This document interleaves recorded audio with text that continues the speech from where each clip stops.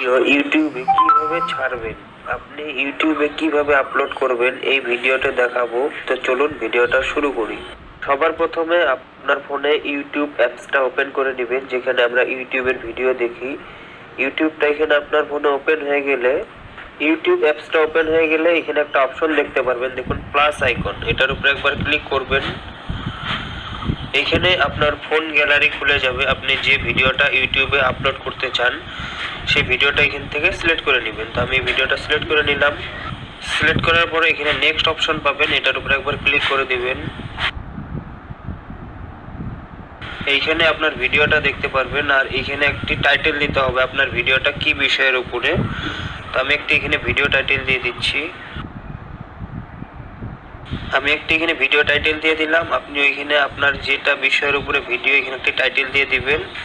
এখানে চাইলে আপনি একটি ডিসক্রিপশন লিখে দিতে পারেন এখানে আপনার ভিডিওর বিষয়ে কিছু।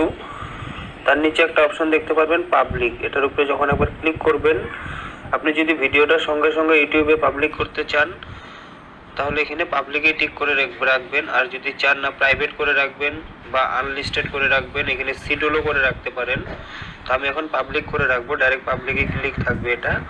এখানে একটা অপশন দেখতে পারবেন নেক্সট, এটার উপরে একবার ক্লিক করে দিবেন। এখানে নো মেডস ফর কিড, এটার উপরে একবার ক্লিক করে দিবেন। এখানে দেখুন আপলোড ভিডিও, জাস্ট এটার উপরে একবার ক্লিক করবেন। ভিডিওটা কিন্তু এখন আপলোড হচ্ছে, দেখুন আপলোড টু ইউর ভিডিও। এখানে যদি সি ভিডিওর উপরে ক্লিক করেন তাও দেখতে পারবেন, বা এখানে ইউ অপশন আছে, এটার উপরে যদি একবার ক্লিক করেন এখানে একটা অপশন পাবেন ভিউ চ্যানেল, এটার উপরে একবার ক্লিক করবেন।